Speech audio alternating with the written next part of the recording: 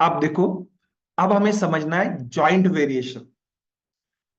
अब ये, अब अगेन एक वेरिएशन है, और यहां पे जब वर्ड यूज हुआ है जॉइंट, तो एक से ज्यादा चीजें इन्वॉल्व होने वाली है। अब आप देखो, मैं अगेन थोड़ा चीजें रिवाइज कर लेता हूं कि देखो, जब मैंने आपको पढ़ाया डायरेक्ट वेरिएशन, तो हमने क्या सीखा कि दो चीजें अगर डायरेक्टली प्रोपोर्शनल है, तो हमारा कोर समझ क्या था, कोर समझ, कोर अंडरस्टैंडिंग ये था, if two things are directly proportional, then उन दो चीजों का रेशियो कांस्टेंट रहेगा। ये याद रखा है, अभी इसका यूज आने वाला है यहां पे। दो चीजें डायरेक्टली प्रोपोर्शनल है तो उनका रेशियो कांस्टेंट होगा। याद है, A1/B1 = A2/B2 क्या। अगर मैं ये करूं कि दो चीजें अगर इनवर्सली प्रोपोर्शनल है, इनवर्सली, तो मैं क्या कहूंगा बताए, उन दोनों का प्रोडक्ट कांस्टेंट रहता है, मतलब A × B कांस्टेंट रहेगा। मतलब आपको ये कहना है, if two things are inversely proportional, then उनका प्रोडक्ट कांस्टेंट रहेगा। डायरेक्टली प्रोपोर्शनल है तो उनका रेशियो कांस्टेंट रहता है। तो डायरेक्ट वेरिएशन का मीनिंग होता है रेशियो कांस्टेंट, इनवर्स का मीनिंग होता है प्रोडक्ट कांस्टेंट। ये ठीक है। जॉइंट वेरिएशन पिक्चर में क्यों आता है, मैं ये समझा रहा हूं। क्या दुनिया में सिर्फ एक चीज दूसरे ही चीज पे डिपेंड करेगी, सिर्फ एक चीज पे? मेरा ये कहना, जैसे मतलब मैंने ये कहा कि जो, अगर आपको डायरेक्ट और इनवर्स वेरिएशन के एग्जांपल याद है, तो उसमें हमने देखा था price of diamond directly proportional होता है वेट के स्क्वायर के साथ, सिर्फ वेट से मैटर करता है। अब मैंने कहा प्राइस ऑफ, जैसे चावल जो है, इनवर्सली प्रोपोर्शनल था प्रोडक्शन के स्क्वायर के साथ, तो सिर्फ प्रोडक्शन से मैटर करता है। ठीक है, एक चीज एक से ही मैटर कर रही है। एक एग्जांपल था जिसमें हमने कहा था कि प्रेशर जो होता है वो वॉल्यूम के साथ इनवर्सली प्रोपोर्शनल होता है। तो हमने P1 V1 P2 V2 किया। पर क्या सिर्फ एक चीज दूसरे किसी एक चीज पे ही डिपेंड होना जरूरी नहीं है। दुनिया में कुछ ऐसे चीजें होती है, जैसे एरिया। एरिया किसी चीज का एरिया, अगर मैं एरिया बोलूं, तो एरिया का फॉर्मूला आता है लेंथ इनटू ब्रेथ। तो देखो, अगर मैं किसी हॉल का एरिया अगर मुझे निकालना है, तो लेंथ, सिर्फ लेंथ मैटर नहीं करता है, ब्रेथ भी मैटर करता है ना। लेंथ एंड ब्रेथ दो चीजों पे डिपेंड होता है। जैसे volume, volume of A swimming pool, अगर एक स्विमिंग पूल में मुझे पानी भरना है, तो जो कैपेसिटी होता है वही वॉल्यूम होता है। तो मैं बोलूंगा वॉल्यूम जो होता है वो सिर्फ लेंथ पे डिपेंड नहीं करेगा, कितना लेंथ ज्यादा है, ब्रेथ कितना है, हाइट कितना है, मैटर करेगा। तो दुनिया में कुछ ऐसी चीजें होती है जो डिपेंडेंसी जो होती है ना, एक से ज्यादा चीजों पे होती है। अब वो डायरेक्ट होती है, इनवर्स होती है, ये समझ के बराबर चीजों को करना है करके। अब आप बोलोगे कैसे करना है, जरा समझाइए करके। अब देखो, तरीका बहुत सिंपल है। कभी कभार आपको देखो, जैसे मैंने आपको यहाँ पे बताया एरिया जो है वो लेंथ से डायरेक्टली प्रोपोर्शनल है, ब्रेड से है। तो ऐसा आपको दिया रहता है कि एक चीज दूसरे चीज से डायरेक्टली प्रोपोर्शनल है, इनवर्सली प्रोपोर्शनल है। कभी कभार ये दिया भी नहीं रहता, तो फॉर्मूले आपको क्रिएट करके आपको चीजों को सॉल्व करना पड़ता है, एकदम सिंपल, जिससे आप और मैं रिलेट कर सकते हैं। ऐसा एग्जाम्पल मैं ले लेता हूं। मैं ये कहता हूं कि मैंने कुछ लोगों को हायर किया, कुछ एक घर का मुझे, घर घर का एक रूम बनाना है, कमरा बनाना है। तो लेट से मैंने नंबर ऑफ लोगों को कितना हायर किया, कितने मेन हायर किए, मैंने हायर किया मेन, 10 लोगों को हायर किया। ये आदमी एक, ऐसे 10 लोग हायर किए, नंबर ऑफ मेन कितने, 10। फिर मैंने उनको बोला कि मुझे काम कितने दिनों में खत्म करना है, नंबर ऑफ डेज मैंने उनको दिए, मुझे काम चाहिए 12 दिन में कंप्लीट। तो उन्होंने बताया मुझे कि हम अगर 10 लोग 12 दिन में काम खत्म करना है, तो हमें पर डे कितना आवर्स काम करना पड़ेगा, आवर्स। तो उन्होंने बोला हम लोग काम करेंगे every day 15 hours a day. बाप रे बाप, ये हमारे बालाघाट के लोग हैं काम करने वाले, बहुत ज्यादा नंबर ऑफ आवर्स काम करते हैं, 15 आवर्स अ डे। क्लियर है? तो ये हो गया स्टोरी कि 10 लोग अगर 12 दिन काम करेंगे, तो 15 आवर्स अ डे काम करना पड़ेगा, ऐसा मुझे पता चला। मैंने अगर, अब आप बताओ, मैं अगर कहता हूं कि मैंने, अगर यही लोग कहते हैं कि हम दिन का, देखो थोड़ा इलेक्शन का टाइम है, तो डेली बेसिस पे हम 10 आवर्स अ डे ही काम कर सकते हैं। और उन्होंने बोला कि नंबर ऑफ मेन लगे तो हम लोग कितने लगा देंगे, और लोग भी अब्सेंट रहने वाले क्योंकि घर जाना है इलेक्शन के कारण, तो मेरे पास अब नंबर ऑफ मेन 8 ही है, 8 मेन। तो अगर मैं आपको पूछूं कितने दिन लगेंगे, if the efficiency of the men in the first case and second case are same. चोरी समझ में आ रही है करके, कुछ मेन गिवन है, कुछ डेज गिवन है, तो कुछ आवर्स लगते हैं। तो अगर नंबर ऑफ मेन चेंज हो गए, आवर्स चेंज हो गया, तो डेज में क्या चेंज आएगा। अब रिलेशन एस्टेब्लिश कैसे करना है चीजों के, आप ये समझना है। ये घड़ी चलती रहेगी, मुझे पता नहीं इसको स्टॉप कैसे करना पीपीटी के दौरान, बट ठीक है। तो उस पर डाइवर्ट मत हुई, मेरी बातें बराबर सुनिएगा। तो अब क्या होता है, अब आपको रिलेशन एस्टेब्लिश करना पड़ता है नंबर ऑफ मेंस, डेज और आवर्स के बीच में। अब आप बोलोगे ये कैसे एस्टेब्लिश करेंगे। देखो टाइम एंड वर्क में इसका रेडीमेड हम फॉर्मूला बना के दे देते हैं, पर वो आता जॉइंट वेरिएशन से ही है। ये मैं आपको समझा रहा हूं कैसे करना है, ये बेसिक अंडरस्टैंडिंग हम समझते हैं जॉइंट वेरिएशन में। अब आप देखो, सिर्फ अगर मैं दो चीजों को ऑब्जर्व करूं, मेन एंड डेज, देखो मेन एंड डेज में मुझे एक बात बताओ, अगर कोई एक काम है, 10 लोग काम खत्म करते हैं लेट से किसी कुछ दिनों में 20 दिनों में, अगर मैं नंबर ऑफ मेंस बढ़ा दूं, नंबर ऑफ मेन, मेरे घर पे पेंटिंग का काम चालू है, 10 लोग अगर काम करते हैं तो 20 दिन में पेंटिंग खत्म हो जाता है। पर मैं क्या करता हूं, 10 की जगह 15 लोग हायर करता हूं काम के लिए, सेम इफिशियंसी वाले। तो नंबर ऑफ लोग अगर मैं बढ़ा दूंगा, तो देखो नंबर ऑफ डेज क्या हो जाएगा पता है, काम कम दिनों में खत्म हो जाएगा, क्योंकि मेन बढ़ गए तो डेज क्या होगा, कम। तो आपको समझ में आ रहा है, number of mens are inversely proportional with the days relation आता है, क्योंकि ज्यादा मेन अगर आप लगाओगे तो डेज क्या हो जाएंगे, कम दिनों में काम खत्म होगा।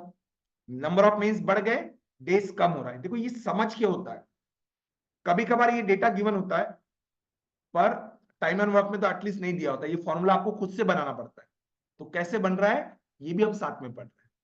अब दूसरा देखो, अगर डेज और आवर्स में मुझे रिलेशन निकालना है, तो मैं क्या कह सकता हूं पता है, देखो अगर हर दिन आप पढ़ाई करते हो, अगर आप 10 घंटे की जगह हर दिन 15 घंटे पढ़ाई करोगे, तो जो आपका असाइनमेंट राइटिंग है वो देखो, अगर पहले 10 दिन 12 दिन लगते थे, तो अगर आप नंबर ऑफ आवर्स हर दिन ज्यादा पुट कर रहे हो, नंबर ऑफ आवर्स बढ़ा रहे हो पर डे, तो आपको दिन कम लग जाएंगे। आपको समझ रहा है, डेज और आवर्स का, पर आवर्स का रिलेशन क्या आएगा, अगेन इनवर्स आएगा, इनवर्स आएगा पर आवर वाला। क्यों, कि हर दिन आप ज्यादा घंटे पुट करोगे तो आपके नंबर ऑफ डेज कम हो जाएंगे, कम दिनों में काम खत्म होगा।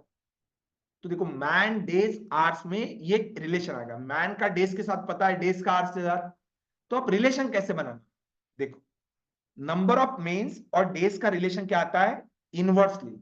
और हमने पहले देखा था, इफ दो चीजें अगर इनवर्सली प्रोपोर्शनल है तो उनका प्रोडक्ट कांस्टेंट होगा, मतलब मैन इंटू डेज का प्रोडक्ट हमेशा कांस्टेंट रहेगा, एम डी।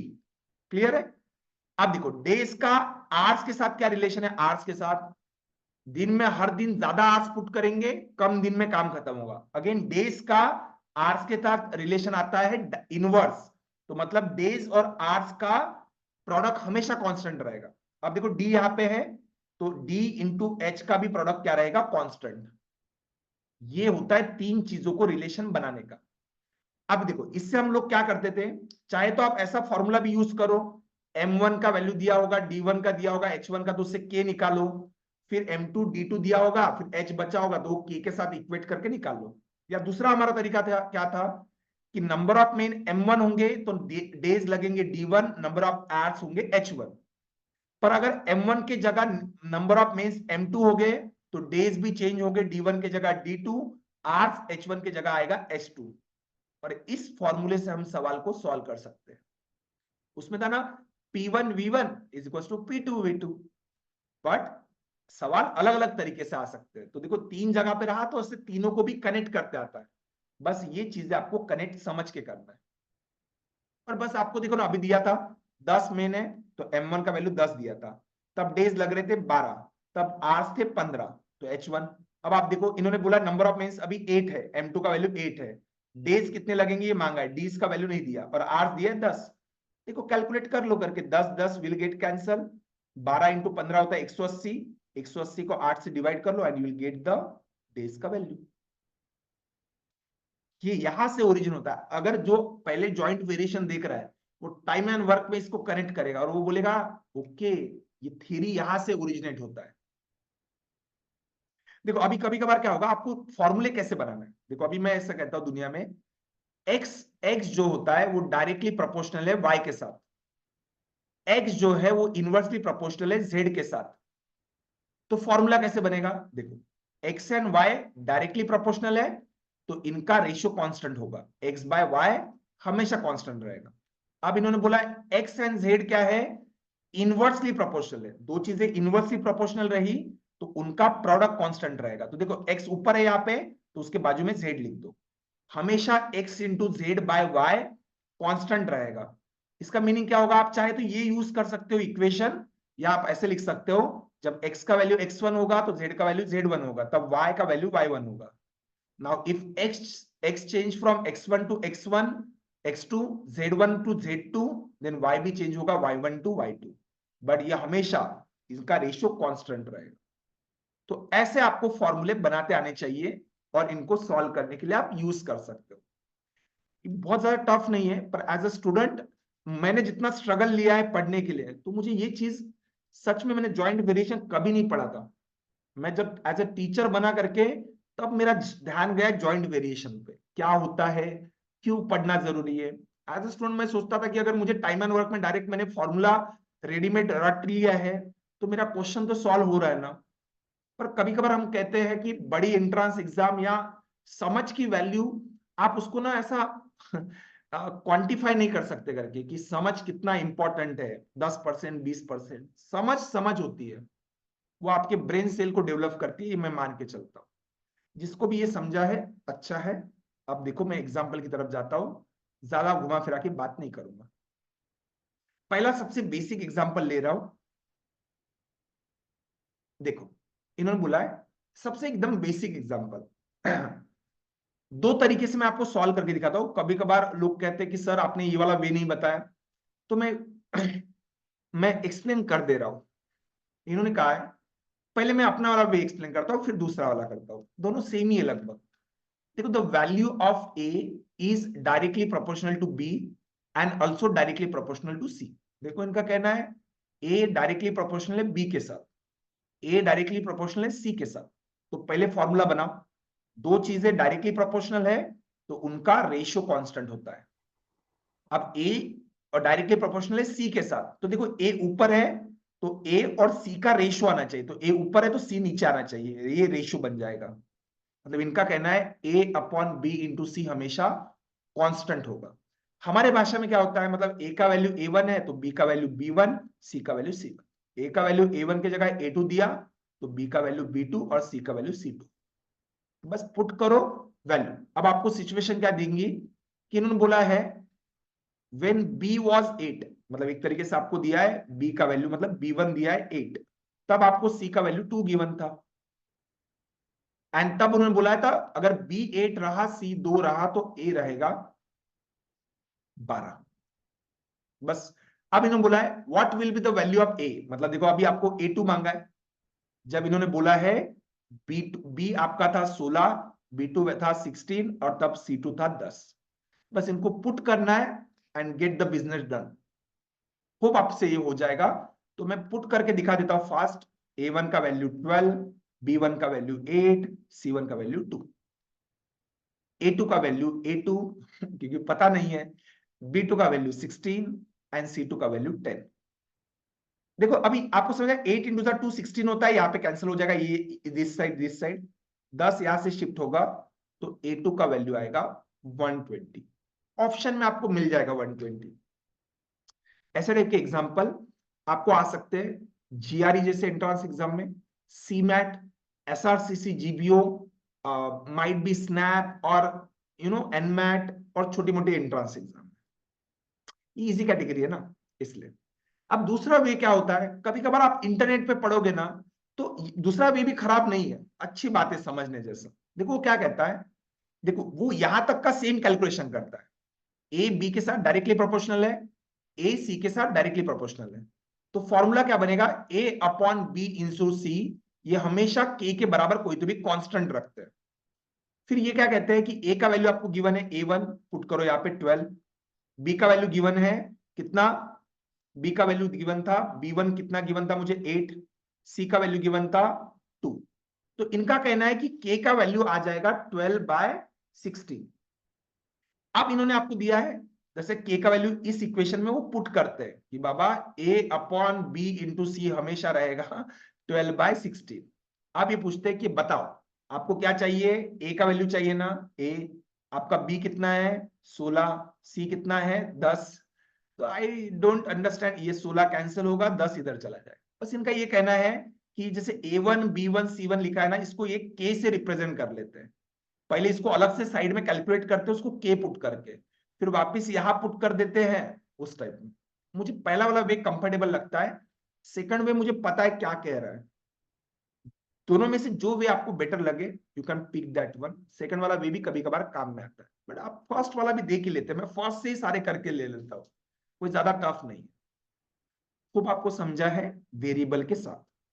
अब दो एग्जांपल जो tough exam, like tough exam in the sense you will find this in the publication और a question which are categorised as a tough one, क्योंकि wording difficult दे देते हैं। दो एग्जांपल है मेरे पास।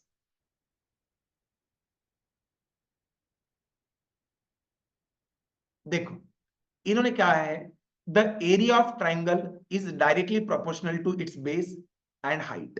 देखो मुझे तो एरिया का फॉर्मूला पता है, हाफ बेस इंटू हाइट आता है, मुझे पता है करके। और मैं स्कूल टाइम पे जब ऐसे एग्जाम्पल आते हैं ना, तो मैं A is equal to half B H लिख देता था और उससे सॉल्व करता था ऐसे टाइप के एग्जाम्पल, क्योंकि मेरी समझ इतनी डेवलप नहीं हुई थी नीचे वाला मेथड। पर मैं ये जानता था कि शुरुआत मुझे आ रहा है, तो मैं दूसरा वे सीखने की कोशिश ही नहीं करता था। बट छोड़ दो, मैं ये समझा रहा हूं अच्छे से। देखो इन्होंने एरिया जो बताया है वो किससे डायरेक्टली प्रोपोर्शनल है, बी से, बेस से। एरिया डायरेक्टली प्रोपोर्शनल अल्सो है हाइट से। मतलब किसी भी ट्रायंगल का एरिया निकालना है तो बेस कितना बड़ा है और हाइट कितनी ज्यादा है ये मैटर करता है। ठीक है, इन्होंने बोला है, देखो अब इससे पहले फॉर्मूला क्या बनेगा करके आपको बता रहा हूं। फॉर्मूला बनेगा ए और बी डायरेक्टली प्रोपोर्शनल है, तो ए बाई बी कांस्टेंट होगा, ए के नीचे बी आएगा क्योंकि डायरेक्टली प्रोपोर्शनल है, उनका रेशियो लिखना। अब ए और एच ये भी डायरेक्टली प्रोपोर्शनल है, तो ए के नीचे एच आएगा, क्योंकि देखो ए और एच नीचे ऊपर होने चाहिए इस तरीके से। तो ए अपॉन बी एच हमेशा कांस्टेंट होता है। तो देखो मैं, अब आप चाहे तो ऐसा लिख सकते हो A is equal to B into K into B into H, ऐसा फॉर्मूला बना सकते हो। वो के नथिंग बट हाफ वर्क करता है, पर मैं ऐसा नहीं करता हूं। मैं सिंपल ये कहता हूं ए का वैल्यू A1 तो बी का वैल्यू B1, तब एच का वैल्यू H1 होगा। अब ए का वैल्यू चेंज होगा A2 तो बेस चेंज होगा लेट से B2 और एच चेंज होगा H2। दिया होगा वैल्यू, सेट ऑफ वैल्यूज, बस पुट करो समझ के। देखो इस बार सवाल में डेटा देते हो तो हो सकता है अलग अलग तरीके से दिया हो। क्वेश्चन क्या कहता है, if the base of the new triangle, जो नया ट्रायंगल है पुराने के मुकाबले वो ट्वाइस है। अच्छा, मतलब इनका कहना है कि पहले वाला बेस B1 का अगर वैल्यू B होता है तो नया बेस डबल है, मतलब 2B होगा। अब ये आपको बराबर समझना है कि पहले वाला बेस नहीं दिया कितना है तो B मान के चलता हूं, B तो नया बेस पहले के मुकाबले डबल है। So we can write old वाला B ले लेता हूं तो नया वाला 2B आ जाएगा। इन्होंने बोला है and the height is thrice as big as the old one, मतलब पहले वाला हाइट अगर h होगा तो नया हाइट होगा 3h। तो बराबर पुट करो, ओल्ड हाइट h पुट करो तो न्यू हाइट 3h होगा। तो ये A1 एरिया और A2 एरिया, इनके बारे में अब तक कुछ बोला नहीं। इन्होंने बोला by how much percentage will area increase, area कितने परसेंट से बढ़ेगा। इसको ही सॉल्व कर लो, बी कैंसिल होगा, एच कैंसिल होगा। अब देखो A1 है, A1 है, ये पहले वाला एरिया, नीचे देखो ये 6 है, 2 इंटू 3 6, इसको इधर भेज देता हूं। 6 time A1 is equal to A2 आएगा।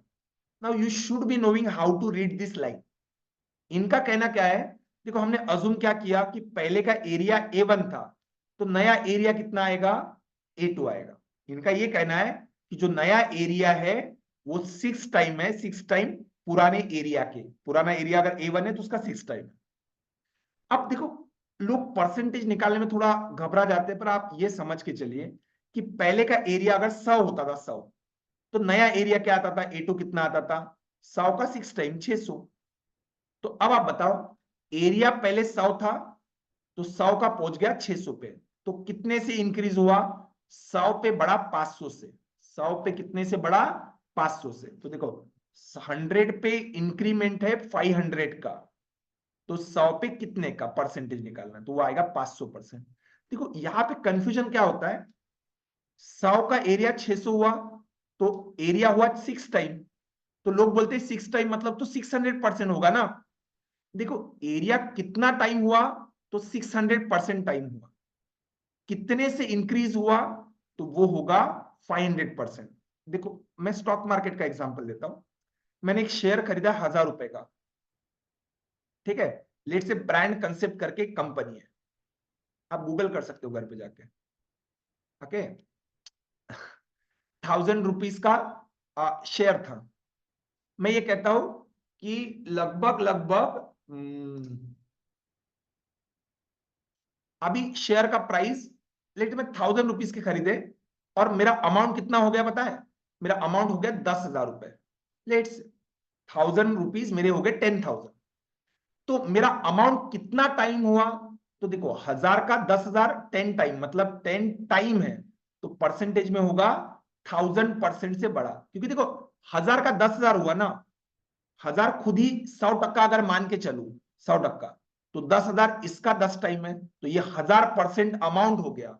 How many times, 1000 time, 1000% time, एक तरीके से। पर कितने परसेंट से बढ़ा, पैसा तो 9,000 रुपए बढ़ा ना, 1000 पे 9,000 रुपए बढ़ा, तो परसेंटेज में कितना बढ़ा है, तो कैलकुलेट होगा 900%। क्योंकि ना 1000 रुपए पर अगर मेरा शेयर 500 रुपए से बढ़ा होता, 500 रुपए कीमत बढ़ी होती, तो मैं बोलता 50% शेयर का प्राइस इंक्रीज हुआ। ऐसा ये कंपनी है करके, जिन्होंने 2022 में इन्वेस्ट किए, कुछ पैसे बना लिए उन्होंने, अच्छा वाला। वो एग्जांपल आपको समझ में आ गया।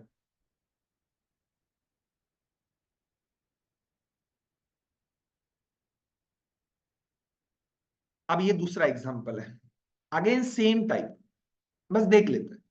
अब इन्होंने क्या कहा है, द वॉल्यूम ऑफ अ कोन, आपको पता होगा कोन ऐसा दिखता है एक तरीके से, और इसका फॉर्मूला आपने स्कूल में जरूर पढ़ा होगा, वॉल्यूम होता है 1/3 पाई r स्क्वायर h, सिलेंडर का आता है πr²h, इसका 1/3 होता है ये वाला, काइंड ऑफ। मुझे इससे पढ़ना नहीं, बस थोड़ा आपको ऐसा रिकॉल करके दूं कि अगर आपको रेडीमेड फॉर्मूला पता है तो आप उसका भी यूज कर सकते हो, बट चीजें पढ़ के कीजिए।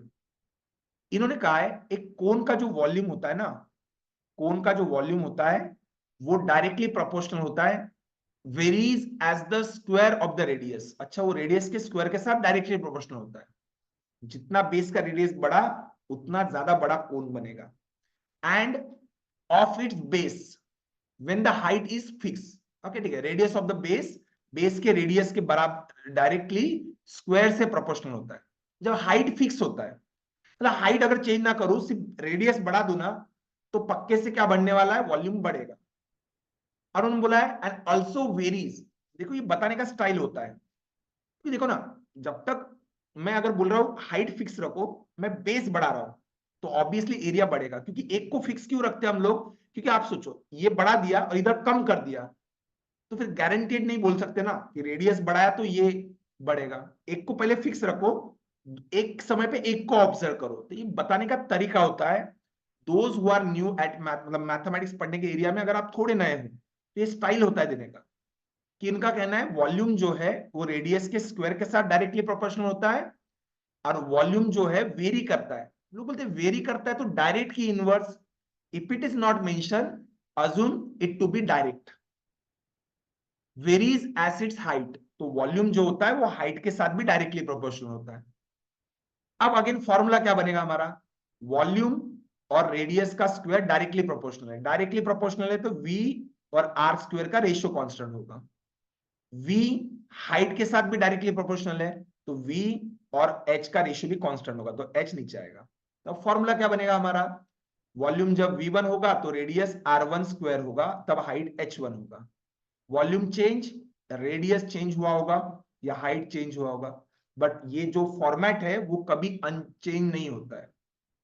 अब फिर से सिचुएशन देखो, इफ रेडियस इज 3 सेंटीमीटर, मतलब आपको R1 का वैल्यू दिया है, तब इन्होंने बोला हाइट था 7, तब वॉल्यूम कितना बना था 66 क्यूबिक सेंटीमीटर। ठीक है, अब देखो ना, इधर पुट कर दो। अब इन्होंने बोला है then what will be the radius, तो नया रेडियस क्या होगा अगर कोन का हाइट है 6 एंड वॉल्यूम है 308। स्टूडेंट मेरे साइड में मैं आपको बस इतना टास्क दे रहा हूं, नहीं तो मैं ही कर देता हूं, क्या पता, मतलब इतना सा ही बचाए करके हाथी निकाल दिया, पूछना रख दो। तो V1 का वैल्यू गिवन था 66, तब R1 का वैल्यू था 3 स्क्वायर होता है 9 से, H1 था 7, V2 था 308, तब आपको R2 गिवन था, दिया नहीं है, निकालना है तो रखो एज इट इज, और H2 गिवन था मुझे हाइट 6। देखो अब अगर मैं देखूं तो देखो यहाँ पे ये होगा 6 से अगर मैं डिवाइड करूं तो अब बस कैलकुलेशन है।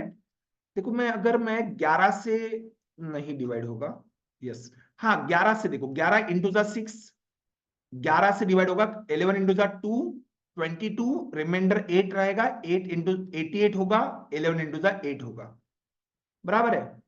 अब मैं ये कहूंगा, देखो और कुछ डिवाइड होता है क्या, ठीक है, मैं R2 को इधर शिफ्ट कर लेता हूं, R2 square is equal to होगा 9 इंटू 7 इधर चला जाएगा, 9 इंटू 7 इंटू 28 पहले से था, ये 6 नीचे आएगा यहाँ पे 6 के साथ, बराबर है। तो मैं ये कह सकता हूं 3 इंटू जा 3, 3 इंटू जा 2, 3 इंटू जा 3, 3 इंटू जा 2, 4 इंटू जा 7, तो देखो R2 स्क्वायर आएगा इधर 7 इंटू 7, जब स्क्वायर रूट लोगे तो 49 का स्क्वायर रूट आएगा 7। बस कैलकुलेशन था, लास्ट 2 मिनट से मैं सिर्फ कैलकुलेशन बोल रहा हूं। होप स्टूडेंट आपको ये सवाल समझ में आया। यहां पे हमारा समाप्त होता है, मतलब ratio then proportion and then we came to partnership, question on ages and now to the joint variation. Variation पूरा खत्म, इससे ज्यादा नहीं है बस। अब आप प्रैक्टिस कर सकते हो, आप कोई भी सवाल लो, ऐसा कोई भी सवाल मुझे नहीं लगता है जो वीडियो कोर्स या वीडियो में कंसेप्ट कवर नहीं हुआ होगा उनका। बाकी आप प्रैक्टिस एक्सरसाइज देखिए, आपको अलग अलग क्वेश्चंस, आपको अलग अलग आइडियाज देंगे जो आपको मिलेंगे। एंड बाकी अगर आप लाइव कोर्स ज्वाइन कर चुके होंगे तो उसमें आपको बाकी एक्स्ट्रा प्रैक्टिस क्वेश्चन टारगेट आपको जरूर मिलेंगे। चलेगा, थैंक यू।